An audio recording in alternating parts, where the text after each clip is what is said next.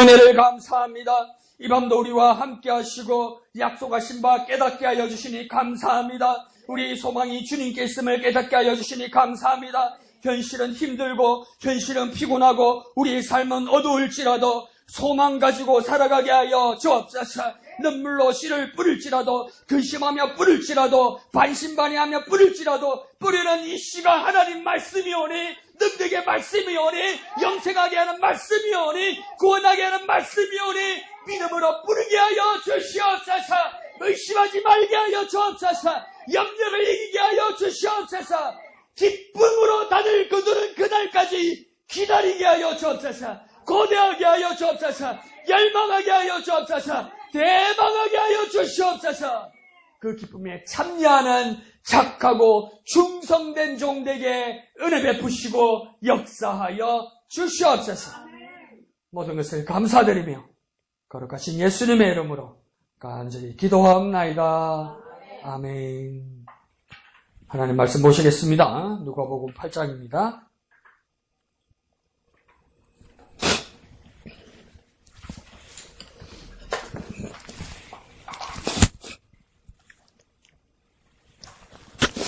(8장) 1절에서 15절까지 다 같이 한 음성으로 읽겠습니다. 시작. 그 후에 예수께서 각 성과 마을에 두루 다니시며 하나님의 나라를 선포하시며 그 복음을 전하실세 12 제자가 함께하였고 또한 악귀를 쫓아내심과 병 고침을 받은 어떤 여자들 곧 7 귀신이 나간 자 막달라인이라 하는 마리아와 헤롯의 청지기 구사의 아내 요한나와 수산나와 다른 여러 여자가 함께하여 자기의 소유로 그들을 섬기더라. 각 동네 사람들이 예수께로 나와 큰 무리를 이루니 예수께서 비유로 말씀하시되 씨를 뿌리는 자가 그 씨를 뿌리러 나가서 뿌릴새 더러는 길가에 떨어짐에 밟히며 공중에 새들이 먹어버렸고 더러는 바위 위에 떨어짐에 싹이 났다가 습기가 없으므로 말랐고 더러는 가시떨기 속에 떨어짐에 가시가 함께 자라서 기운을 막았고 더러는 좋은 땅에 떨어짐에 나서 100배의 결실을 하였느니라. 이 말씀을 하시고 외치시되 들을 귀 있는 자는 들을지어다.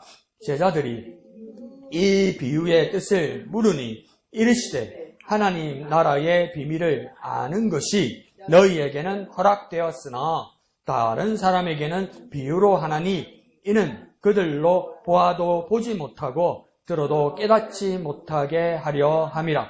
이 비유는 이러하니라. 씨는 하나님의 말씀이요 길가에 있다는 것은 말씀을 들은 자니 이에 마귀가 가서 그들이 믿어 구원을 얻지 못하게 하려고 말씀을 그 마음에서 빼앗는 것이요 바위 위에 있다는 것은 말씀을 들을 때에 기쁨으로 받으나 뿌리가 없어 잠깐 믿다가 시련을 당할 때에 배반하는 자요 가시떨기에 떨어졌다는 것은 말씀을 들은 자이나 지내는 중 이생의 염려와 재물과 향락의 기울이 막혀 온전히 결실하지 못하는 자요 좋은 땅에 있다는 것은 착하고 좋은 마음으로 말씀을 듣고 지키어 인내로 결실하는 자니라. 아멘.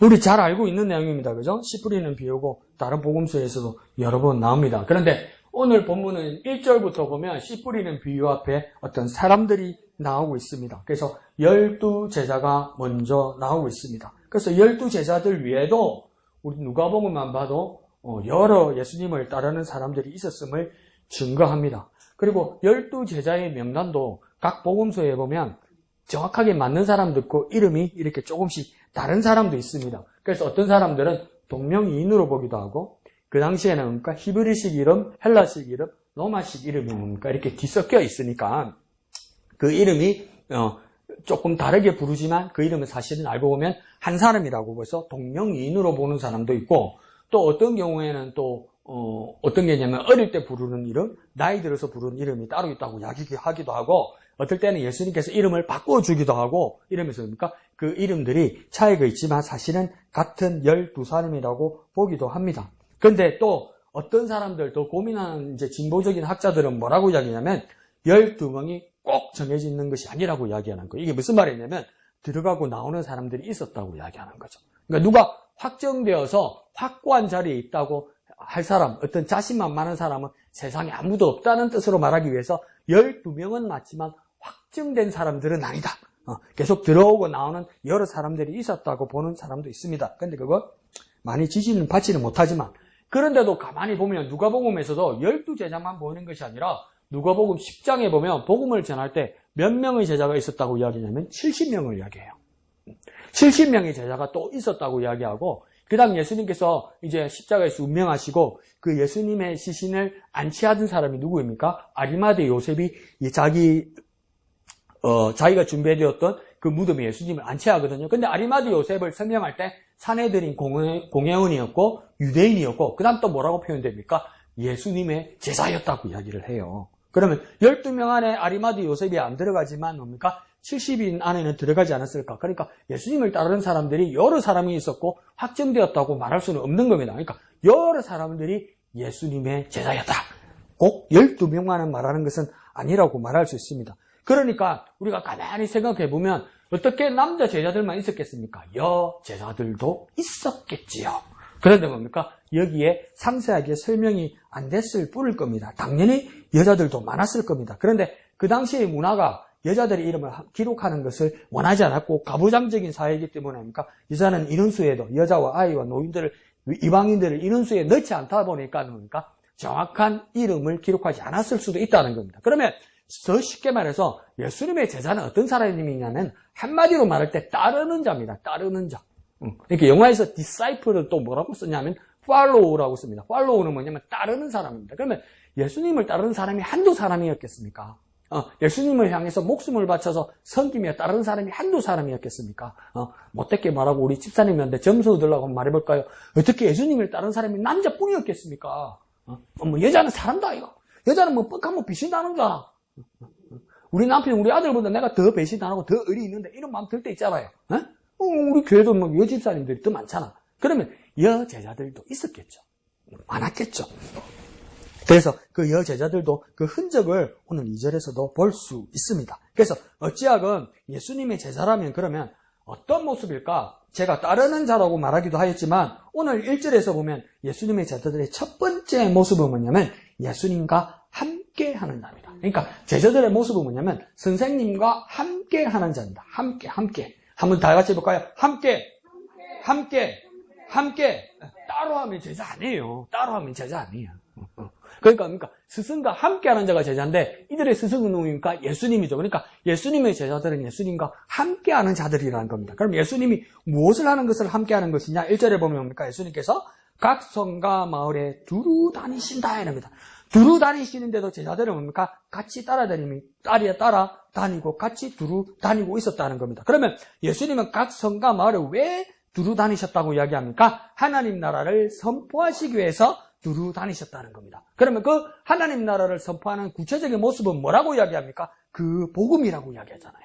그러니까 예수님께서 하시는 모습은 뭡니까? 그 복음, 하나님 나라의 복음을 전하시는 일이라는 거예요. 예수님께서 각 성과 마을에 다니면서 그 복음, 하나님 나라를 뭡니까? 그 복음을 전하시는 일에 제자들이 뭡니까? 함께 했다는 겁니다. 그러니까 제자의 모습은 뭡니까? 예수님께서 복음 전하시는 일에 함께 했다는 거예요. 그러면 오늘날 교회에서 제자된 여러분의 모습은 뭡니까? 예수님처럼 복음 전하는 자가 되지 않으면 제자가 될 수 없는 거예요. 예수님처럼 복음 전하는 일에 함께하는 거예요. 그러니까 함께한다는 뜻은 뭡니까? 똑같아야 되는 거예요. 선생님과 하는 일과 똑같아야 되는 거예요. 다시 말해볼까요? 동참해야 되는 거예요. 선생님이 복음 전하고 있는데 나는 집에 가 있고 잠자고 친구 만나고 어디 회식 가고 이러면 뭡니까? 제자 아니죠. 예수님과 함께 복음 전하는 자가 뭡니까? 예수님의 제자입니다. 예수님이 이런 복음 전하는 일밖에 없으니까 그럼 내가 예수님처럼 복음 전할 때 뭡니까? 제자입니다. 그러니까 함께 복음 전하는 자, 예수님과 함께 복음 전하는 자, 이 사람이 제자입니다. 내가 복음 전하지 않고 있습니까? 정확하게 내 자신에게 말하십시오. 난 제자 아닙니다. 제자 아니에요. 복음 전하는 자 되어야 됩니다. 예수님처럼요. 한번 해볼까요? 함께 복음 전하는 자, 함께 복음 전하는 자. 복음 전하는 게 얼마나 힘듭니까? 얼마나 자존심 상합니까? 저도 잘못 들고 하면 막 사람 위로 봤다 내려봤다 이러잖아요. 가게 가서도 뭡니까? 아이고 손님 어서 오세요 이러는데 뭡니까? 물건 사러놓고 예수 믿으세요 하면 막 올라갔다 내려갔다 이러잖아요. 그런 자존심 상하는 일임에도 불구하고 예수님께서 고난받으시고 죽으시는 일까지 당하면서 복음 전하는 일이었으면 나도 뭡니까? 그 수모를 함께 당하면서 복음 전하는 함께 전하는 자가 될 때 제사가 되는 거예요. 예수님은 체면가 끼고 무한당하고 무시당하는데 나는 무시당하기 싫어서 복음 전하지 않으면 그건 제자 아니란 말이에요. 내 자신을 지키는 자이지. 그래서 예수님과 함께 복음 전하여서 예수님의 제자 되시는 저와 여러분 되시기를 부탁드립니다. 예수님과 함께 합시다. 자, 그래서 2절에 보면입니까? 12제자들 외에도 또 따르는 자들이 있었습니다. 그 사람들입니까? 여인들이었습니다. 2절 하반절에 보니까 막달라 사람 마리아가 있었고 또 요한나가 있었고 수산나가 있었고 그 외에 여러 여자들이 있었는데 이 여인들도 지금 어떻게 했다고 해야 합니까? 예수님과 함께 했다 말입니다. 3절에 보면 그랬죠? 여러 여자가 함께 하였다. 누구와 함께 했다는 겁니까? 예수님과 함께 하였다. 앞에 12제자가 예수님과 함께 함으로 제자가 되었던 것처럼 그럼 이 여인들도 예수님과 함께 하였으니 이 여인들이 누구입니까? 제자란 말이에요. 제자란 말이에요. 제자. 꼭 말을 해야 하나? 상황을 보면 알지? 그러니까 이 여인들도 뭡니까? 제자와 같이 예수님과 함께 했다는 겁니까? 이 여인도 뭡니까? 예수님과 함께 했습니다. 그래서 제자입니다. 한번 볼까요? 이 여인들도 예수님과 함께 했다. 이 여인들도 예수님과 함께 했다. 그러니까 이 여인들이 누구입니까? 제자입니다. 자, 여러분 어떤 사람이 되어야 됩니까? 제자가 되어야 됩니다. 여러분들도 뭡니까? 예수님과 함께 해서 제자가 되어야 됩니다. 제자가 되어야 됩니다. 뭐가 부끄럽고 창피해서 나 모르겠는데 이러면 안 되는 거예요. 같이 이렇게 막 가다가 막 창피한 일 있으면 모르는 사람처럼 이러면 안 된단 말이에요. 그래서 예수님의 제자 되시는 저와 여러분 되시기를 부탁드립니다. 자, 3절 하반절에 보면 이 여인들은 더 구체적으로 했던 일들이 있습니다. 뭡니까? 자기들의 소유로 그들을 섬겼다 이렇게 보냅니다. 이 그들이면 한두 사람을 섬긴 게 아니라는 겁니다. 우리는 뭡니까? 권력만 바라보잖아요. 우리는 뭡니까? 최고 위만 바라보잖아요. 그래서 뭡니까? 예수님이 제자니까 예수님만 섬기면 될 것 같잖아요.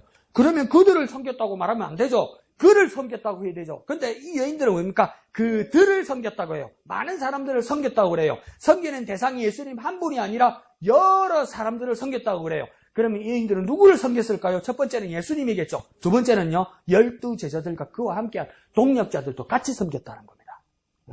같이요.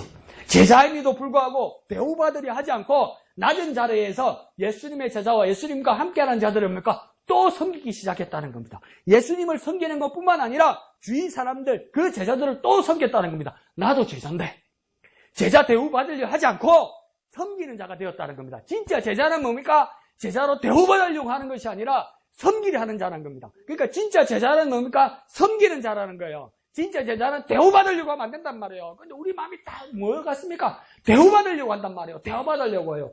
교회 와서도 뭡니까? 대우받으려고 하면 큰 소리 쳐. 큰 소리 쳐. 교회 와서도 가만히 보면 섬기는 사람은 일단 목소리가 낮아. 표정이 좋아. 근데 교회 와서 대우받으려는 사람은 인상 빡 쓰고 소리가 커! 내 말 좀 들어봐라 이거야. 주님 말씀 들으러 와서 내 말 좀 들어봐라고 그러는 거예요. 그런데 뭡니까? 이 여인들은 어떻게 합니까? 제자로서 섬기는 자가 됩니다. 진짜 제자는요, 섬기는 자입니다. 진짜 제자는요, 섬기는 자입니다. 합니까? 진짜 제자는 섬기는 자입니다. 제자까지도 섬기는 자입니다. 이 제자가 내도 제자다. 이래 말 안 했단 말이에요. 당신 예수님의 제자네요. 그럼 내가 제자로서 당신도 섬기겠습니다. 이랬단 말이에요. 얼마나 놀랍고 얼마나 훌륭합니까? 그리고 또 뭡니까? 각 성과 마을에 예수님께서 두루 다니셨다고 얘기했잖아요. 그죠?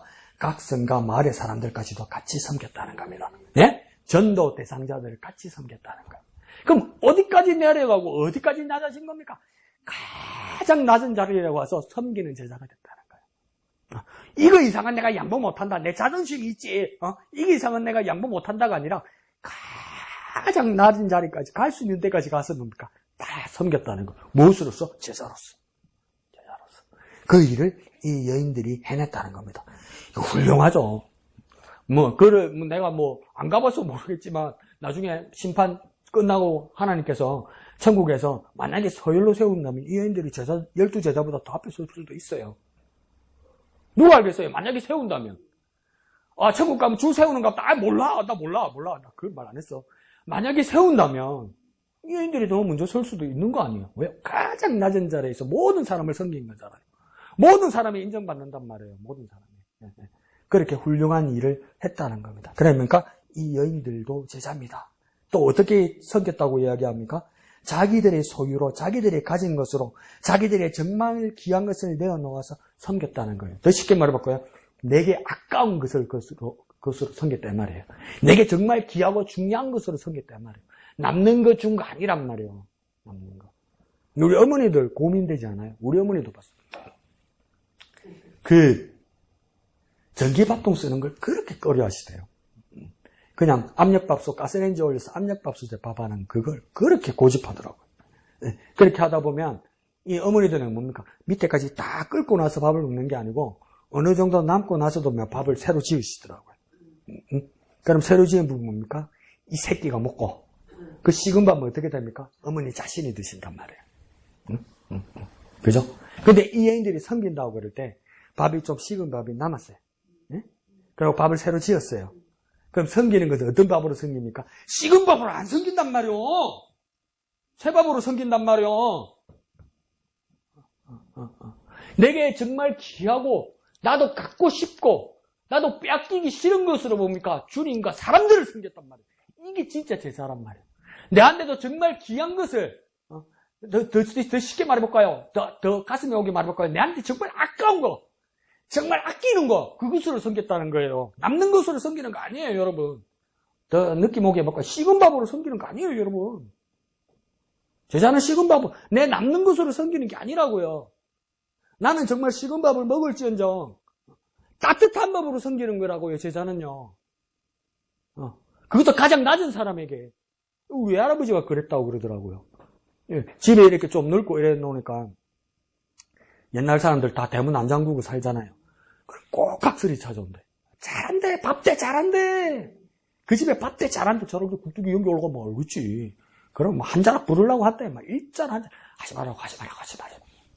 말라고. 그러면서 뭐라냐면 밥 주라고 이야기해요. 우리 할아버지가. 그러면 뭡니까? 우리 할머니한테 시켜서 뭡니까? 상을 새로 박아주고 주라고 그래. 상을 새로 박아주고. 또 우리 어머니가 어릴 때도 그랬대. 아버지가 왜 저러나. 어릴 때는 그 모르지. 아버지 감동이야. 그건 거짓말이야. 어린애가 뭘 알겠어. 각설이 무섭잖아요. 어릴 때. 그죠? 그지 이런 사람도 오면 무섭죠. 어릴 때는. 그런데 우리 아버지가 왜 저러나. 그냥 떠가지고 주고 빨리 내보내면 될 거니까. 상을 새로 봐가지고 따뜻한 밥에다 국을 해가지고 이렇게 먹이고 보냈다고 이야기하더라고요. 그것처럼 뭡니까? 정말 섬기는 사람이면 뭡니까? 내게 아까운 것, 내게도 중요한 것, 내게도 정말 맛있는 것, 이거 뭡니까? 그것으로 섬기는 게 진짜 섬기는, 그게 제자란 말이에요. 근데 이 여인들이 뭡니까? 남의 것 얻어서, 내 착한 일하고 내 좋은 일하고 섬겨하니까 집사님 돈 좀 내놔. 집사님 이게 다 좋은 일이고 하나님 나라에 다 드린 거냐? 그러니까 집사님 내놔. 지금 돈이 있는데, 빌려서 가져와. 그 뭐야? 당신까지 가지고 있는 것 가지고 하라고. 당신이 귀한 것 가지고 하라고. 왜 남의 거 뺏어와서 하려고 그러고. 내 거는 10원도 안 손에 안 물려고 해. 그게 무슨, 섬기는 거냔 말이에요. 그럼 못된 거 배워가지고, 신학교 가면 못된 거 많이 배우거든요. 지네들끼리 모여가지고. 그러니까 뭡니까? 자기가 어려운데 개척을 했다고. 귀하죠. 신학교 다니면서 개척했으면 얼마나 고생하겠어요. 근데 뭐 우리 친구들 보면 부모님이 목사님이고 사모님 애들 있잖아요. 그러면 도와줬으면 좋겠지. 그래도 나는 내 배는 그 말을 안 들어줬기 때문에. 야, 누구야? 네 아빠한테 말하고 우리 교회 성경문 좀 보내라. 자, 계좌번호. 누가 하는 짓이냔 말이에요, 이게. 내게 있는 가장 귀한 것으로, 내게 있는 가장 아까운 것으로 사람을 섬기는 그것이 진짜 제자의 모습이란 말이에요. 내게 가장 아까운 것이 무엇입니까? 그것으로 섬기는 겁니다. 왜요? 그 사람이, 주님이 이것보다 더 귀하기 때문이죠. 그렇게 섬기는 저와 여러분 되시기를 부탁드립니다. 그러니까 이 여인들도 정말 훌륭한 제자였습니다. 우리 자신에게 스스로에게 위로 주기 위해서 한번 해볼까요? 다 같이 해볼까요? 이 여인들도 제자였습니다. 이 여인들도 제자였습니다. 그러면 나도 여자인데 제자 될 수 있는 거죠. 그런 제자의 삶을 살아가는 저와 여러분 되시기를 부탁드립니다. 속으로 써놓으십시오. 베르기 간을 내모라.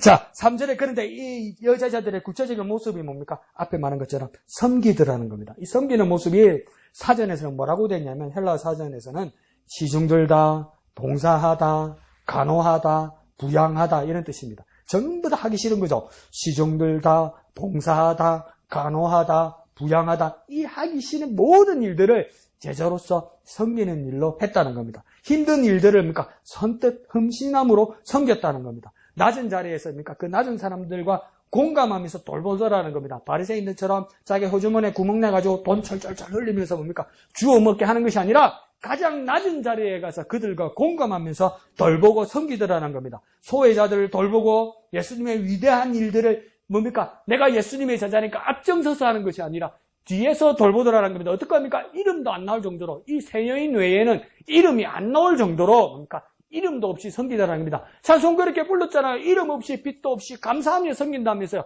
이름 없이 빛도 없이 주님 앞에서 나서지도 않고 뭡니까 그 뒤에서 섬기더라는 것입니다. 그러니 섬기는 제자가 제일 위대한 제자 아니겠습니까? 정말 이름도 없이 빛도 없이 섬기는 제자가 뭡니까? 제일 큰 제자가 아니겠습니까? 섬기는 제자가 제일 위대한 제자입니다. 예수님과 함께하고 섬기는 제자가 제일 위대한 제자입니다. 제일 위대한 자리에 서시기를 부탁드립니다. 섬김으로 제일 위대한 자리에 서시기를 부탁드립니다. 이름도 없이 빛도 없이 누가 알아주지 않을지라도 가장 낮은 자리에서 가장 뒤에서 주님을 섬김으로 주님의 마음을 흡족해 하고 주님과 함께하는 주님의 제자 되시기를 부탁드립니다. 한번 해볼까요? 섬기는 제자가 제일 위대한 제자다. 섬기는 제자가 제일 위대한 제자다. 그래서 섬기는 제자 되시기를 부탁드립니다. 자, 그러자 예수님이 가는 동네마다 큰 무리를 이룰 정도로 사절에 보니까 많은 사람들이 예수님께 몰려옵니다. 아니, 이거 뭡니까? 나가서 전도해서 끌고 오라 그러니까 주당 몇 이렇게 시킨 것도 아니고 뭡니까? 이야, 그 전도 집회 이해는 하는데 진돗개 전도 집회라고 있죠. 진돗개 그 집사 있었죠. 그분 마지막 날 되면 어떡하냐면 헌금봉투를 싹 돌려가지고 헌금도 헌금이지만 봉투에다가 내가 몇 명 전도할지 몇 명 줄 때 며칠까지 몇 명 전도할지 그 작정을 해야 됩니다. 그러면 큰 교회는 교인들이 얼마나 많습니까? 그런데도 뭡니까? 마이크로 일일이 이름 대고 명수 다 됩니다. 일일이. 그러면 이제 전도사 부목사는 이제 고민됩니다. 집사보다 작게 쓰면 안 되는데. 그러니까 우리끼리 짭니다. 니 몇 명에 넣어, 내 몇 명에 요거 안 들어 뭉쳐받기 이렇게 합니다. 그러면 강우경 전도사 30명 인데 옆에 뭡니까? 박 전도사 50명. 에이, 뭐 이렇게 욕들어 먹고 이러랍니다. 근데 이렇게 해서 그러니까 할당을 시켜서 안 그러면 또 비전을 줘서 목표를 줘서 전도하는 것도 중요하죠. 근데 예수님은 뭡니까? 할당을 주거나 목표를 준 것이 아니라 예수님 가만히 있는데 사람들이 찾아오더라는 겁니다. 난리가 났다는 겁니다. 근데 어느 정도로 왔다 옵니까?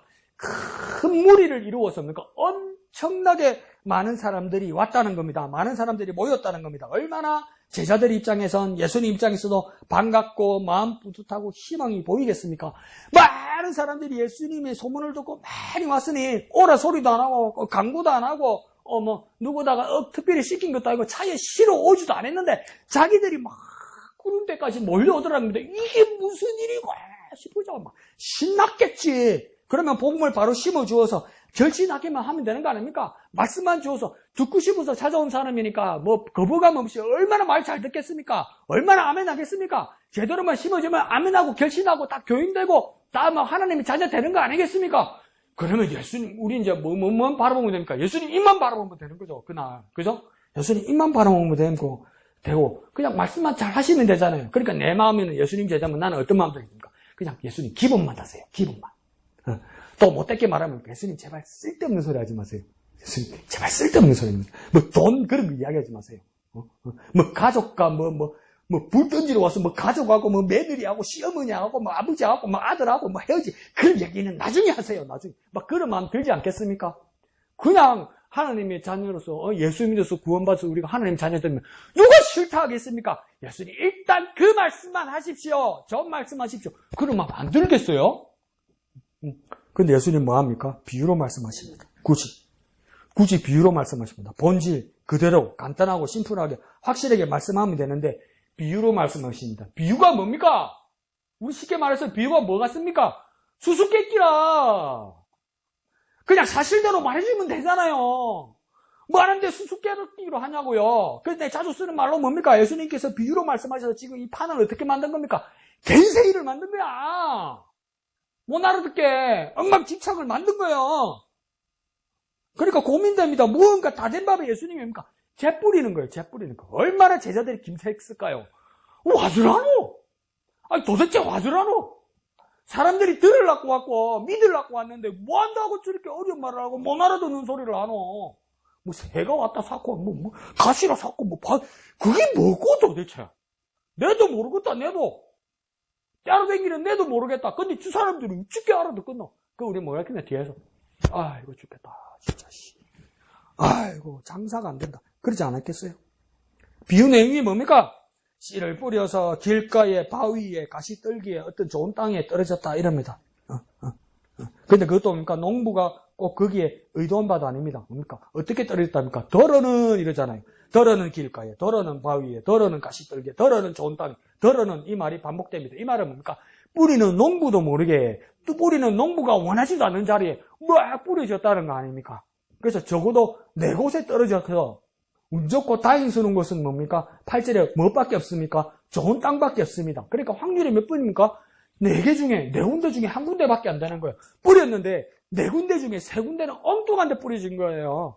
이거 농사 잘못 지은 거 아닌가요? 그러니까 100% 중에 25%밖에 뭡니까? 좋은 땅에 떨어지지 않은 거예요. 그래가지고 뭐 겨우 이 좋은 땅에 뿌려진 것에서 열매를 맺었다 이렇게 말하더니 8절 하반절에 뭡니까? 자기 말씀 잘한 것인 것처럼 뭡니까? 이렇게 생각했는가 봐요. 저도 그럴 때 있거든요. 막 기도하고 찬양 부르고 막 이래 했다가 조금 설명하려면 여러분 눈을 보면 눈이 개슴치게 해질 때가 있어. 잔잔하게 잘 설명하면 뭡니까? 잠이 와가지고 개슴치게 해가지고 자 그러면 내 마음이 또 조급해가지고 괜히 입으로 큰 소리 치고 꽝 지르고 이래. 그럼 눈 부르륵 뜨고 또 아멘 해. 근데 뭐 때문에 아멘 하는지 몰라. 근데 분위기는 괜찮은 것 같아요. 순 내 생각이지. 그러니까 예수님도 뭡니까? 그러니까 저건 막 사람들이 뭐야 분위기 좋았단 말이야. 쥐 하고 분위기 다 잡아놨단 말이야. 준비 찬양하는 베드로가 분위기 다 잡아놨단 말이야. 쥐 오늘 말씀 주십시오. 쥐 말씀 들으라고 막 그래서 예수님도 분위기 타가지고 자 내가 하는 말씀을 전하자 이래 되는 겁니까?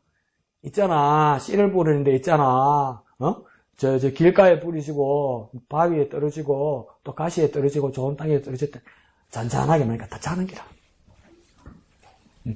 그러면 자꾸 막 날린 기라. 그러니까 뭡니까? 끝에 예수님께서 결론 지을 때 8절 하반절에 뭐랍니까? 이 말씀을 하시고 외치시되 많이 자던가 봐. 많이 못 알아듣던가 봐. 그러니까 갑자기 큰 소리로 뭐랍니까? 들을 귀 있는 자는 들을지어다 이러잖아요. 뭔 아멘이야. 누가 알아들었겠어. 많이 잤다 이 말이요. 못 알아듣더라 이 말이요. 그러니까 괜히 뭡니까? 오늘 수업 끝! 이러는 것처럼 그러니까 큰 소리로 뭡니까? 들을 귀 있는 자는 들을지어다. 이 말은 뭡니까? 밑에다가 다 쓰겠죠. 하나도 못 알아듣겠다. 누가 알아들었겠습니까? 정신 차리고 있던 제자인들 이 비유를 알아들었겠습니까? 여러분은 이 뒤 내용을 모르고 처음 뒤 이 말씀을 알았기 때문에 뒤 말씀을 보기 때문에 무슨 뜻인지 해설까지 보았기 때문에 예수님의 해설까지 보았기 때문에 이 말씀이 무슨 뜻인지 알지? 여러분도 그 현장에 있었으면 예수님께서 이 비유로 말씀하시면 무슨 말인지 알아듣겠습니까? 아무도 못 알아듣습니다. 그러니까 이게 무슨 말입니까? 아무도 못 알아듣는 말이에요. 그러면 우리 뭐라 자꾸 퀴즈에 쓸 수 있습니까? 빨간색으로 와 이러노 도대체 뭐 하려고 이러시노? 그러니까 주님이요 그대로 말씀하시면 아무도 모릅니다. 주님이 뜻대로 말씀하시면 아무도 모릅니다. 그게 진실이고요. 그게 겸손의 첫걸음입니다. 내가 뭐 아는 척하지 말란 말이에요. 모르면서 아는 척하지 말란 말이에요. 남이 웃으니까 따라 웃고 남이 핀잔 주니까 똑같이 핀잔 주고 남이 아니까 나도 아는 척하고 남이 웃으니까 따라 웃고 남이 슬프면 따라 웃고 그거 모르는 거잖아. 근데 사실은 주님 앞에서는 뭡니까? 아무도 모릅니다. 주님이 그대로 말씀하시면 아무도 모릅니다. 아무도 몰라요. 아무도. 주님의 뜻대로 말하면 아무도 모릅니다. 그러니까 주님 앞에 겸손하게 있어야 뭡니까? 뭐 하나라도 더 알 수 있어요. 아는 척 하면 뭡니까? 니 안 하고 넘어가는 거예요. 그러니까 여러분 성경 시험 문제지도 있잖아요. 틀리는 거 있잖아요. 틀리는 게 정말 좋은 거예요. 왜요? 한 번 더 보는 거예요. 내가 뭐 때문에 틀렸다. 왜 틀렸다. 이거 한 번 더 보는 거잖아요. 그럼 바로 알게 되잖아요. 제일 위험한 게 뭔지 아세요? 우리 애들 말로 겐또 찍어가지고 맞췄잖아요. 그럼 동그라미 치서 기분은 좋죠? 뭐 때문에 맞은지를 몰라. 근데 자기는 맞았다고 동그라미 치있기 때문에 더 이상 알고 싶지 않아.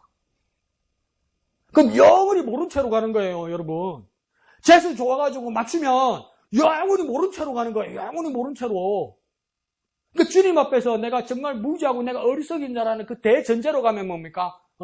내가 겸손한 가운데서 더 깨달을 수 있는 거예요, 여러분. 겸손하면 배웁니다. 여러분, 겸손하면 배웁니다. 하나님 앞에서 겸손하면 배우는 겁니다. 주님의 말씀은요, 그리고요, 혼자서는 아무도 모릅니다. 그게 대전제입니다. 주님의 말씀은 내 혼자서는 아무도 모릅니다. 그 누구도 모릅니다. 그 누구도. 한번 해볼까요? 주님 말씀은 혼자서는 아무도 모릅니다. 아무도 모릅니다. 똑같이 그렇게 대전제해서 가야 됩니다. 그런데 뭡니까? 오래 목회하고 성경 많이 본 사람들 뭐라고 이야기합니까? 언제 좀 아는 것 같아서, 언제 도가 트인다 서 그러죠. 그냥, 이거 큰일 날 인간들이네. 뭐가 도가 트여? 큰일 나는 거예요. 알기 때문에 뭡니까? 성경 덮습니다. 이제 그 말씀을 알기 때문에 성경 덮어버려요. 그 말씀은 덮어버려요. 잘못 안 걸로 간단 말이에요, 여러분. 알긴 뭘 알아요? 하나님을 어떻게 알아요? 9절에 보자니까 제자들이 어떻게 합니까? 이 비유의 뜻을 묻습니다. 그러니까 아무도 몰랐다는 거예요. 제자도 몰랐다는 거예요. 그러니까 마음 편하게 보십시다. 아무도 모르고요. 제자도 몰라요. 제자가 모르는데 내가 알겠어요? 몰라요. 다행이죠. 제자가 모른다니까 남이 잘못되는 게 왜 이리 좋노? 제자들도 뭡니까? 모르더라는 겁니다. 제자들도 몰랐습니다. 그런데 뭡니까? 제자들은 뭐 했습니까? 모르면 물었다는 겁니다. 그냥 넘어가면요, 영원히 모릅니다. 세상 사람들과 똑같이 됩니다. 근데 제자의 특권은 뭡니까? 주님께 묻고 그 깨달음을 얻는 겁니다. 모르면 물어야 돼요. 모르면 예수님께 물어야 돼요. 그러면 그 예수님을 통해서 깨달음을 얻는 거예요. 그러니까 제자의 특권은 뭡니까? 묻는 거였어요. 그러니까 제자들이 미리 알고 있는 자들이 아니에요. 우리 막 다 아는 척하고 미리 알고 있는 척하고 막 도 같은 것처럼 그렇고 웬만한 거 다 아는 것처럼 이야기하잖아요. 큰일 납니다. 제자의 특권은 그러니까 묻는 자입니다. 묻는 자. 주님께 묻는 자입니다. 한번 볼까요? 제자의 특권은 주님께 묻는 자이다. 주님께 묻는 자이다. 제자이면 주님께 물어야 한다. 주님께 물어야 돼요. 주님께 물어야 돼요. 난 잘 몰라요. 주님이 하시지. 내가 어떻게 알겠어요? 또 이런다. 주님이 다 하시니까 나는 몰라. 또 이런다. 모르는데 어쩌고 속이 편하노. 주님만 하시고 나는 몰라도 되는가? 나는 모르는데 주님이 하시면 하시는 주님한테 물어봐야지. 왜 인생을 그렇게 살아? 왜 그렇게 인생을 속 편하게 살아? 제자이면 주님께 물어서 깨달아야 합니다. 제발요, 제발요. 자, 그런데 예수님은 이상한 말씀으로 답하십니다. 뭐랍니까? 허락된 사람이 있고 아닌 사람이 있다 이럽니다. 왜요? 그것은 비밀이기에 아무에게나 가치없이 던져주는 말씀이 아니라고 이야기합니다. 그럼 우리 또 가만히 생각합니다. 허락받은 사람과 허락받지 않는 사람이 있구나. 그럼 하나님은, 예수님은 그 비밀을 허락받은 사람, 안 받은 사람 차별하고 구별한다는 겁니까? 그러면 또 우리는 생각합니다. 우리는 깨닫게 됐으니까 우리는 허락받았고 선택받은 사람이구나 이렇게 생각하죠. 아이고 다행이다. 아이고 감사하다. 또 잘 갖다 붙입니다. 주님의 은혜입니다. 이러죠. 근데 바깥에서 생각해요. 이렇게 불공평한 게 어디 있습니까? 그럼 기준이 뭡니까? 누구는 비밀을 허락해주고 누구에게는 비밀을 감추는 그 기준이 뭐냔 말이에요. 그러면 또 믿음 좋은 말합니다. 하나님 마음이다. 또 이래서 한다. 내가 할 말이 없어. 내가 할 말이. 그런 말합니다. 근데 세상은 뭐라면 그럼 불공평한 거 아니에요. 기준이 뭐냔 말이에요. 그런데 누구에게는 이 비밀을 아는 깨닫는 은혜가 허락된 겁니까? 오늘 본문에서 보면 누구에게만 허락되었습니까? 제자들에게만 허락되었습니다. 그럼 왜 제자들에게만 이 비밀이 허락되었습니까? 그 많은 무리와 그 많은 사람들이 왔는데 왜 제자들에게만 이 비밀을 아는 것이 허락되었습니까? 왜요? 제자는 어떤 사람입니까? 앞에 말한 것처럼 뭡니까? 모르면 주님께 묻는 사람입니다. 그러니까 정답은요, 나에게도 세상에서도 어떤 현자에게도 있는 것이 아니라 주님께 있다고 묻는 사람들. 그러니까 뭡니까? 그 누구도 제자로서 제자답게 주님께 물었으면 예수님은 그 묻는 그 누구에게도 대답해 주셨다 이 말이에요. 더 쉽게 말해볼까요? 왜 안 물어보냔 말이에요. 모르면서 왜 안 물어보냔 말이에요. 모르면서 왜 아는 척 하냔 말이에요. 모르면서 왜 엉터리로 말하냔 말이에요. 모르는데 왜 넘어가냔 말이에요. 모르는데 왜 구하지 않냔 말이에요. 그리고 왜 믿음 있다고 이야기냐. 믿습니다 또 이러네. 나는 이제 그렇게 들려요. 믿습니다. 그러니까 나는 무식합니다. 나는 무식합니다. 그러나 믿습니다. 큰일 나는 거예요. 옛날에 얼마나 있잖아요. 무식이 용감한 거요. 큰일 나요. 모르면 물어야죠. 왜 제자들에게만 아는 특권이 주어졌습니까? 제자는 물었으니까. 그물에 너희들은 왜 못 깨닫냐고요? 안 물어보잖아. 안 물어보고 다른 데 알아보잖아. 내 생각에는 그러고 우리 엄마가 그러던데 그러고 우리 아빠가 그러던데 그러고 우리 친구가 그러던데 그러고 TV에 텔레비 뉴스가 그러던데 그러고 유튜브가 그러던데 그러잖아. 내 아는 사람 누가 그러던데 그러잖아. 딱 예수님만 빼고 안 물어보잖아. 딱 예수님만 빼잖아. 그러니까 예수님 뭡니까? 안 가르쳐주지. 안 물어보는데 안 가르쳐주지. 진짜 약 올리는 것 같죠? 안 물어보니까 안 가르쳐주지. 왜 묻지 않냔 말이에요. 예수님께 물어야 한다는 거죠. 정답이 예수님께 있다고 믿어 구하는 자에게 뭡니까? 깨닫게 하신다는 겁니다. 그리고 우리가 대전제가 뭐가 되어 있습니까? 정답은 예수님께 있습니다. 말씀하여 주시고 깨닫게 하여 주옵소서. 내가 물을 때에 예수님 대답하여 주옵소서. 내가 질문할 때에 예수님 대답하여 주옵소서. 내가 몰라서 물을 때 예수님 내게 대답하여 주옵소서. 예수님 나무라지 않잖아요. 그것도 모르나 이러지 않잖아요. 근데 지 혼자 생각한다. 물어보면 욕 들어먹을까 봐. 학교에서도 그렇잖아. 물어보면 쌤한테 욕 들어먹을까 봐. 언제 그렇게 안 물어봐서 욕 들어먹고 안 물어봐서 시험 문제 틀려서 손바닥 맞지. 물어봐야죠. 물어보면 대답하십니다. 예수님께 물어 대답받는 저와 여러분 되시기를 부탁드립니다. 한번 해볼까요? 정답은 예수님께 있습니다. 정답은 예수님께 있습니다. 예수님께 물읍시다. 예수님께 물읍시다. 예수님께 물읍시다. 예수님께 물을 해야 되니까 기도하고 묵상하고 계속 실험해야 될 거 아니에요. 기도하고 묵상하고 계속 말씀 봐야 될 거 아니에요. 계속 봐야 돼. 한번 물어보고 뭐는 당신이 천재요? 당신이 아인슈타인이요? 당신이 스티븐 호킹이요? 한번 보면 알게? 진짜 천재들이 있습니다. 스티븐 호킹이라는 천문학자는 루게릭 병이 걸려서 나중에 아무것도 못 움직이고 말도 안 나서 전자음으로 하고 근데 수학을 그러니까 암산으로 푸는데 한 장 반, 두 장을 푼답니다. 암산으로 수학을 푼답니다. 그런 천재도 있대요. 그거 아니잖아. 그 사람도 뭡니까? 주님께 묻지 않으면 답은 없습니다. 인생에. 예수님께 물어 답을 얻는 저와 여러분 되시길 부탁드립니다. 자, 그러면서 예수님께 대답해 주십니다. 11절에요. 씨는 하나님 말씀이고 12절에 길가에 뿌린 것은 마귀가 믿어 구원을 얻지 못하게 하는 것이고 근데 12절에 보세요. 길가에 말할 때입니까? 길가에 있다는 것은 말씀을 들은 자니 이에 마귀가 가서 그들이 믿어 구원을 얻지 못하게 하려고 말씀을 그 마음에서 빼앗는 것이요. 내가 가슴이 제일 향하더라고요. 마귀가 어디까지 옵니까? 내 마음에까지 옵니다. 마귀가요, 내 밖에만 있는 게 아니고요. 내가 밖에서 떠드는 것만 아니고요. 밖에서 유혹하는 것만 아니고요. 밖에서 함정만 파는 게 아니고요. 들어와요. 어디까지? 내 마음에까지 들어와요, 여러분. 내 마음이 안 뺏긴다고 생각하지 말란 말이에요. 내 마음이 굳건하다고 착각하지 말란 말이에요. 내 마음에까지 와서 뭡니까? 하나님의 말씀을 뺏어간다는 말이에요. 정신 안 차리면요. 20년, 30년 전에 예수 믿어가 구원받았다는 그 확신 가지고요. 있으면요. 마귀가 내 마음에 들어와서 그 구원의 확신 뺏어간다고요. 정신 안 차리면. 택한 백성 어디 가겠어? 그런 말 하지 말란 말이에요. 내 호주머니가 아니고요.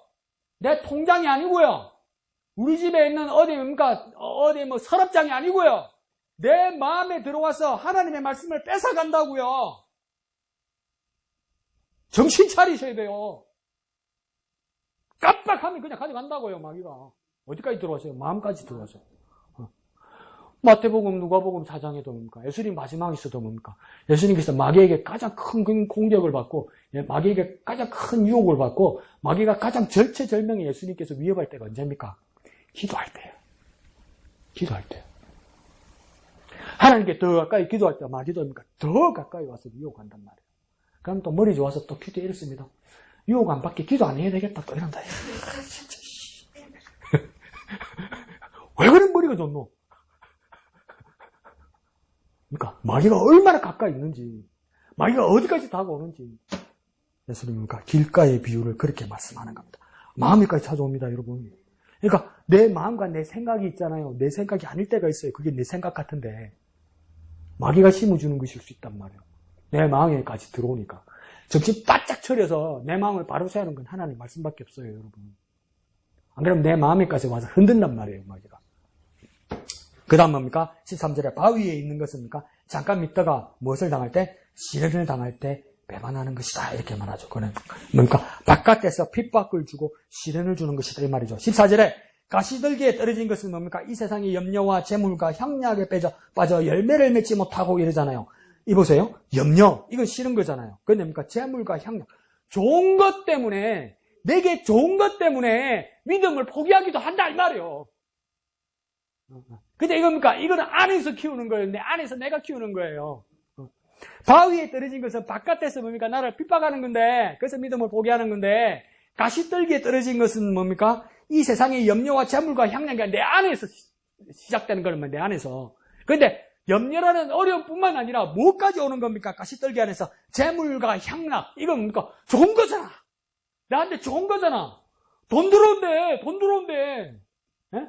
내 편안하고 등 따시고 배부르게 해주겠대. 얼마나 좋은 거예요. 이것 때문에 믿음 포기하게 하기도 맞는다 이 말이에요. 얼마나 교묘한 겁니까? 그래서 열매 맺지 못하고 떨어지는 것이고, 15절에는요, 좋은 땅에 있다는 것은 결실하고 열매 맺는 자라고 이야기합니다. 이건 뭐 우리가 잘 알고 있는 내용이죠. 그래서 우리는 최소한 긍정적으로 어떻게 생각합니까? 이 예수님의 해설을 들으면서 하나님의 말씀을 받았으면 첫 번째 길가, 마귀의 유혹을 물리치고, 그 다음 바위요, 시련과 환난도 견뎌내고, 그 다음 가시떨기요, 세상보다도 하나님이라 헌신을 하면서 좋은 땅에 뿌려진 것처럼 말씀을 듣고 지키고 인내로 결실과 열매를 맺어야 된다. 이야, 정리 잘했다. 자, 끝! 이러면 좋겠는데 15절에도 뭡니까? 좋은 땅이 있다는 것은 뭡니까? 착하고 좋은 마음으로 말씀을 듣고 아주 좋은 상태잖아요. 이렇게 되면 그냥 잘 맺을 것 같잖아요. 끝에 뭐랍니까? 인내로 결실하는 자니라. 이건 뭡니까? 기다릴 줄 알아야 돼요. 기다릴 줄 알아야 돼요. 좋은 땅이고 컨디션이 좋다고 그냥 척척척척 될 거라고 생각하면 안 된단 말이에요. 뭔가 삐걱대고 뭔가 안 좋은 일이 생기고 뭔가 변수가 생길 거라는 거예요. 내 마음밭이 아주 좋아도 내가 하는 말씀 믿음으로 받았어도 그대로 척척척척 탄탄대로 이런 건 없단 말이에요. 그러니까 뭐가 안 되고 뭐가 어긋나고 뭐가 삐걱대고 뭔가 핍박이 오고 뭔가 막 일이 잘 안 되고 뭔가 뭐 엉뚱한 일이 생기고 막 이런단 말이에요. 그때 뭡니까? 에레이 내가 해결해야 되겠다 이러지 말고 뭡니까? 인내로 이 말은 뭡니까? 기다려야 돼. 하나님의 때에 열매 맺을 때를 기다려야 돼. 그러니까 가장 큰 덕목자가 뭡니까? 인내. 기다려야 돼요. 하나님의 때를 기다려야 돼요. 제발 건들지 말란 말이에요. 제발 열어버리지 말란 말이에요. 냄비밭 하면서 열어봤다. 아무도 못 먹게 만든단 말이에요. 기다려야 돼요. 그러니까 인내로 결실하는 자니라. 이렇게 하면 더할 나위 없고 좋습니다. 그런데 오늘 왼쪽에 여러분 해설을 보아서도 알듯이 요즘 새로운 신약 학자들이 이런 견해들을 내어놓습니다. 그래서 보통은 우리가 어떻게 생각했습니까? 좋은 땅에 뿌려져서 말씀을 잘 받고 인내해서 열매 맺는 거. 그래서 뭡니까? 우리의 삶이 혹시 길가가 되거나 우리의 마음밭이 뭡니까? 가시밭이 되거나 바위같이 잘못된 밭일지라도 우리가 어떻게 하면 된다고요? 잘 일구어서 잘 갈아서 뭡니까? 옥토가 되기 위해서 하나님 나라의 열매를 맺자. 좋은 말이죠. 근데 여기서 끝나지 않는다고 이야기해요.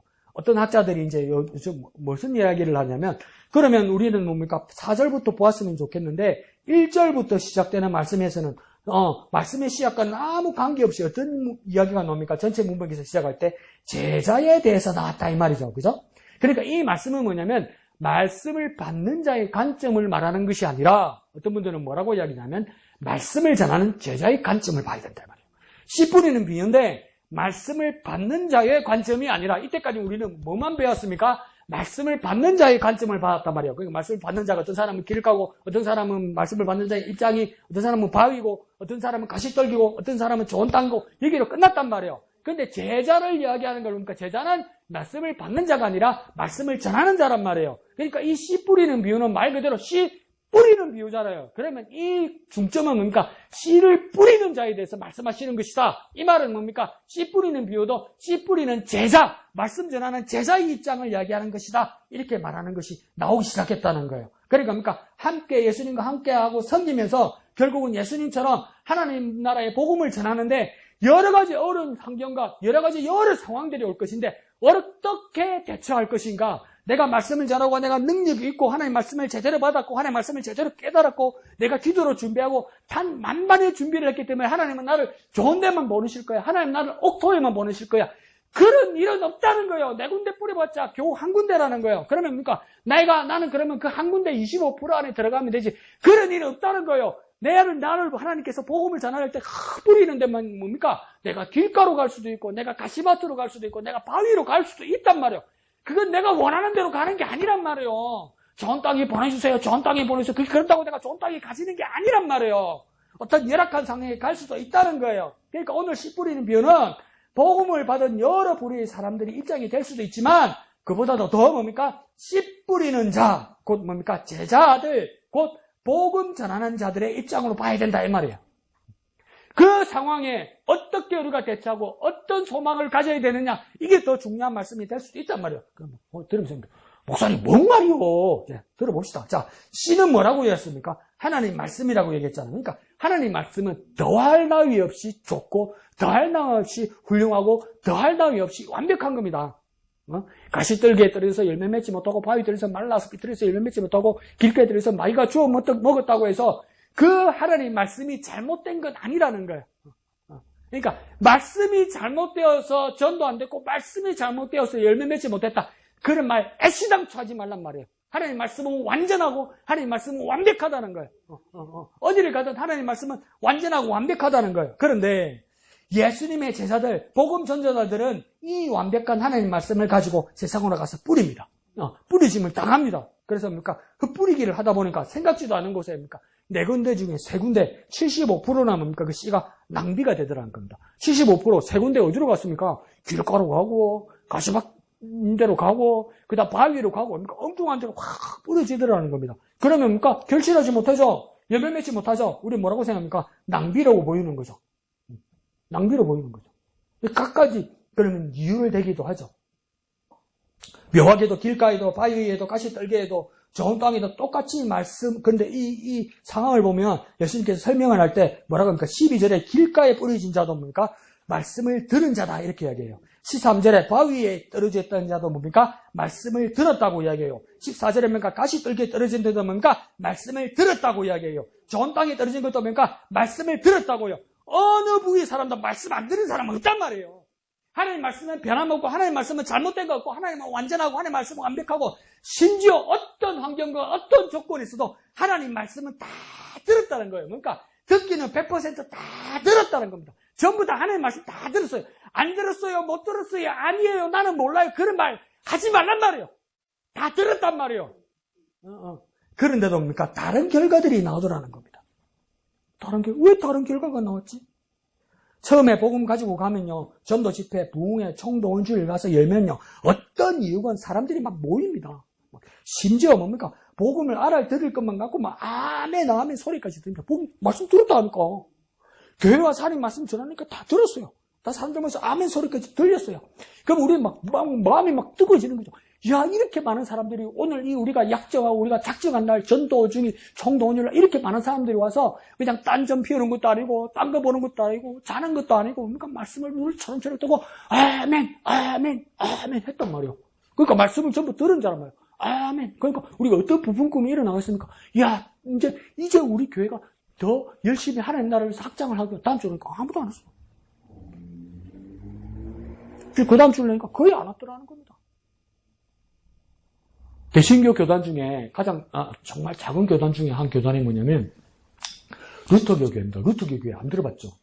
그 루터교 교회가 있어요. 근데 루터교 교회가 대한민국에 목회자가 50명밖에 안 됩니다.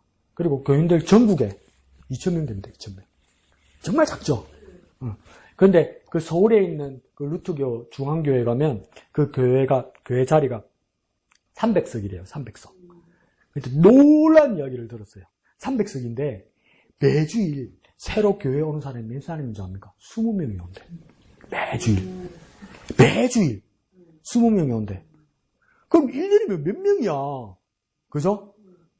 근데 매주일 새로 20명 온대. 매주. 그 20명 나가고 안 오고 매주 20명만 온대. 그러니까 루터 교회가 궁금해서. 그리고 기성교회에서 상처받고 막 힘들었던 사람들. 매주. 그러니까 막 왔다 가고 물 들어오다가 썸을 싹 빠지듯이 계속 이러더라는 거야. 그러니까 우리도 막 총동원 줄라 막 아주 막 우리 다음 주에 될 것 같다. 이제 아무도 안 와서. 아니 한 20명 정도 이렇게 등록한다고 했는데 뭡니까? 한 명인가 2명 왔어. 그러니까 한 명, 2명 되면 멋져가지고 거기도 안 하면 나도 다음 주 안 와야지. 이리 된단 말이에요. 그러니까 안 오더란 말이에요. 그러면 우리 다 뭐라고 합니까? 보혜사 목사님, 뭐 소용없습니다. 전달 필요 없습니다. 그렇게 전달하는 거 아닙니다. 내 삶이 전달. 우리 게 옛날에요. 연말에 뭐 중립대 모아놓고 회의를 하는데 지금 우리가 안 나니까 내가 하는 말인데 얼마나 말을 잘하는지 얼마나 그 목사님하고 제 앞에서 막 고개 들고 어깨 딱 펴고 목사님 전도 그거 아무 소용없습니다. 전도 해봤자 그 무슨 소용이 있습니까?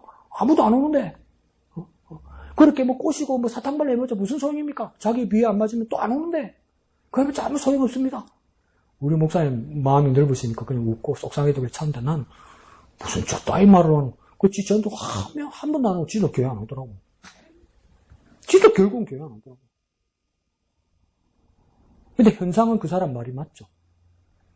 현상은 그 사람의 말이 맞죠. 그러니까 여기서도 뭡니까? 똑같은 현상입니다. 씨를 쫙 뿌리는데 뭡니까? 안 와. 아멘 했는데 안 와. 예수님도 다 알고 있다는 겁니다.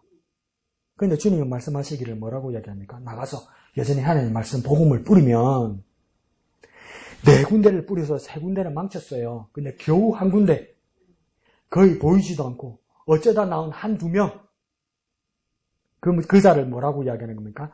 말씀을 듣고 지키어 인리하여 결실하여 열매 맺은 자가 이렇게 이야기하는 겁니다. 예수님도 뭐랍니까? 알아. 너희가 고생하는 만큼 보람 없다는 거 알아. 세상이 그렇고 나도 그래. 그런데 전도는 그렇게 하는 거야. 배신과 배반만 느끼면서 합리성과 생산성을 이야기하면서 아무 소용없는 일이라고 안 하는 그게 전도가 아니야.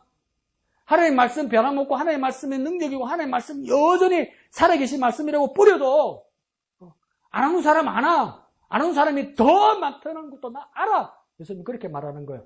그래서 그 중에 한두 명이 열매를 맺으면 그게 뭐라고 이야기합니까? 결실하는 거야. 그래서 뭐라고 다른 성경에 되어 있습니까?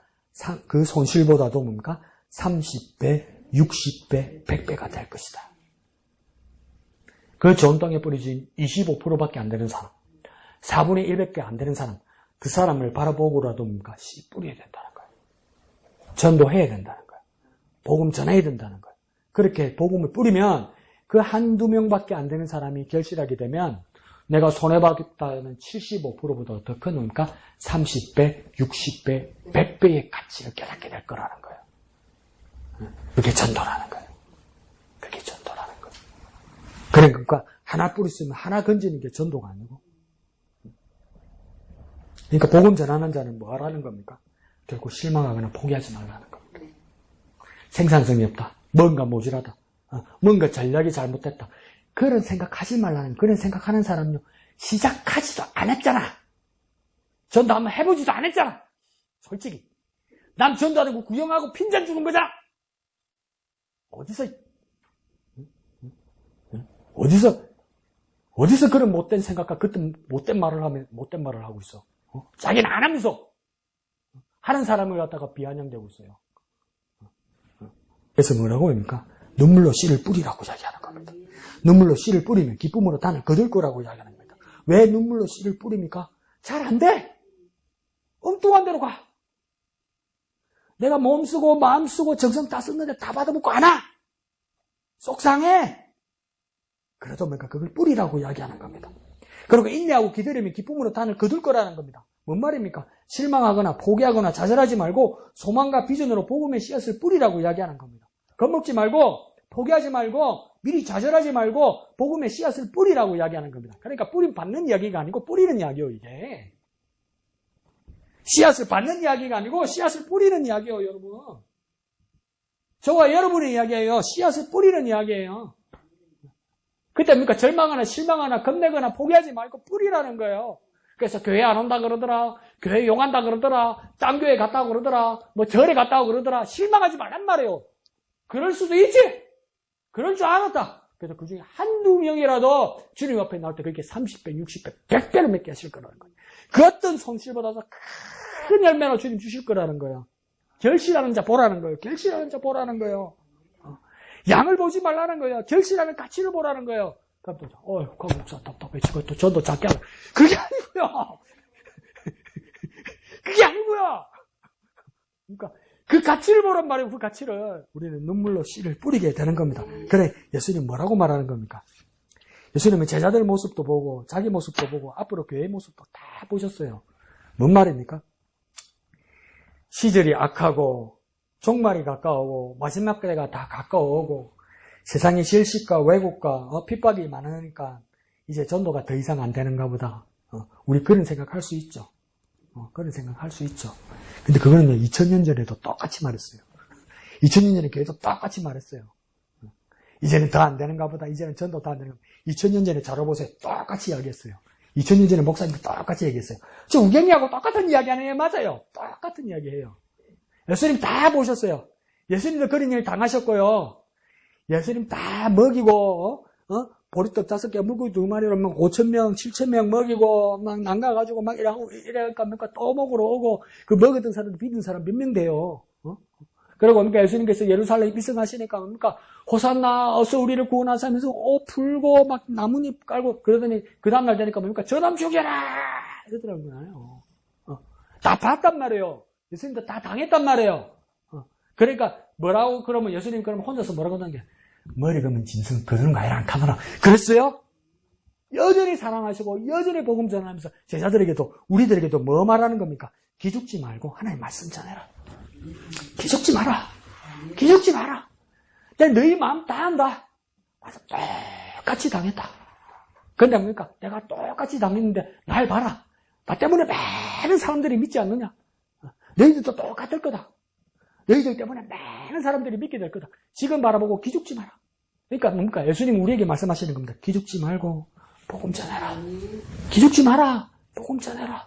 기죽지 마라. 복음 전해라. 그러니까 오늘 씨 뿌리는 비유가 무슨 말입니까? 기죽지 마라. 복음 전해라 이 말씀입니다. 기죽지 마라. 그러니까 하나님 말씀을 계속 봐야 되고 누가 뭐라 하는지 계속 들어야 돼요. 그러니까 옥토가 돼야 된다. 옥토가 돼야 된다. 그러면 그 틀린 말은 아닌데 이제 와서 보니까 50점밖에 안 돼. 근데 우리 뭐라고 해야 합니까? 다 그대로 배우고 8장 닦게. 목사님 그 말씀 다 압니다. 옥토대라는 겁니까? 옥토. 그러고 있으면 하나님 뜻을 모른다고요. 겸손한 마음으로 하나님 말씀을 날마다 바라보고 겸손한 마음으로 하나님의 뜻을 물을 때 더욱더 깨닫게 되는 거란 말이에요. 복음의 씨앗을 뿌리는 저와 여러분 되시길 부탁드립니다. 한번 해볼까요? 기죽지 말고 복음을 전하자. 기죽지 말고 복음을 전하자. 예수님 다 하십니다. 예수님도 다 막 기죽이려고 하고 온갖 핍박 다 했습니다. 그래도 예수님 뭡니까? 꿋꿋이 이겨내고 복음 전했던 것처럼 우리도 예수님처럼 기죽지 말고 복음 전하는 저와 여러분 되시길 부탁드립니다. 예수님 음성 들으시길 바랍니다. 집사야, 목사야, 기죽지 마라. 기죽지 마라. 그래도 복음 전해라. 기죽지 말고 복음 전해라. 그 주님의 음성을 듣고 용기를 얻어서 담대하게 복음 전하는 저와 여러분 되시기를 부탁드립니다. 그러니까 느낌 오죠, 그죠?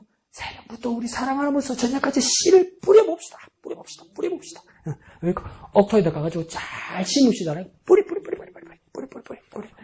뭡니까? 엉뚱한 데서 가. 기죽지 마. 이거 잘못 들인다. 괜찮아. 또 뿌려.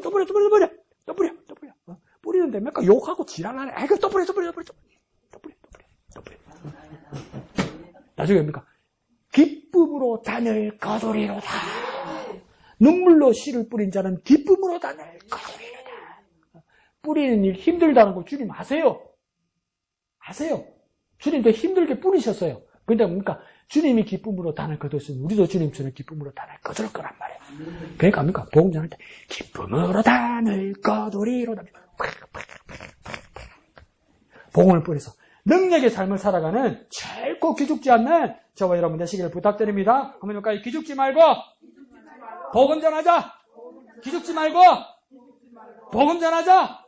복음 전하는 저와 여러분 되시기를 부탁드립니다. 이 시간 기도하실 때에 주여 내가 믿음으로 기죽지 말고 담대하게 복음 전하는 저와 우리가 되게 하여 주시옵소서. 주님의 이름 크게 한번 부르고 다 같이 기도합니다. 주여! 믿음으로 눈물로 씨를 뿌릴지라도 기쁨으로 단을 거두게 하여 주옵소서. 눈물로 씨를 뿌릴지라도 기쁨으로 단을 거두게 하여 주옵소서. 주여 담대함을 주시옵소서. 주여 능력을 주시옵소서. 주여 소망을 주시옵소서. 주여 비전을 주시옵소서. 기쁨으로 단을 거둘 그날을 고대하며 믿음으로 말씀의 씨앗을 복음의 씨앗을 뿌리게 하여 주시옵소서. 주여 우리에게 믿음을 주시고 담대함을 주시고 복음의 씨앗을 주시옵소서. 말씀의 씨앗을 주시옵소서. 주여 역사하여 주시옵소서. 거두리로다 기쁨으로 단을 거두리로다 기쁨으로 다 거두리로다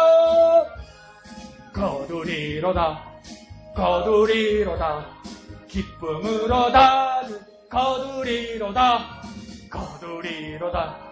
거두리로다 기쁨으로 단을 거두리로다. 거룩하신 아버지 하나님 은혜를 감사합니다. 우리는 주님만 바라보기를 원합니다. 우리는 주님과 함께하기를 원합니다. 우리는 주님을 섬김으로 주님의 제자가 되기를 원합니다. 제자된 모습으로 복음을 뿌리기를 원합니다. 복음의 씨앗을 뿌리기를 원합니다. 말씀의 씨앗을 뿌리기를 원합니다. 눈물로 씨를 뿌릴지라도 염려하거나 주저하지 않고 뿌리기를 원합니다. 잘못 갈지라도 길가로 갈지라도 바위로 갈지라도 가시로 갈지라도 뿌리기를 원합니다. 좌절하지 않고 뿌리기를 원합니다. 기죽지 말고 복음을 전하기를 원합니다. 주여 역사하여 주시옵소서. 예수님처럼 기쁨으로 단을 거두게 하여 주시옵소서. 30배, 60배, 100배의 열매를 이 작은 땅에서, 이 조그만 땅에서 열매 맺게 하여 주시옵소서. 주님 역사하여 주시옵소서. 주님 우리에게 역사하여 주옵소서. 말씀을 전하는 우리에게 역사하여 주시옵소서. 모든 것을 감사드리며 거룩하신 예수님의 이름으로 기도하옵나이다. 아멘. 하늘에 계신 우리 아버지의 이름을 거룩하게 하시며 아버지의 나라가 오게 하시며 아버지의 뜻이 하늘에서와 같이 땅에서도 이루어지게 하소서. 오늘 우리에게 일용할 양식을 주시고 우리가 우리에게 잘못한 사람을 용서하여 준 것 같이 우리 죄를 용서하여 주시고 우리를 시험에 빠지지 않게 하시고 악에서 구하소서. 나라와 권능과 영광이 영원히 아버지의 것입니다.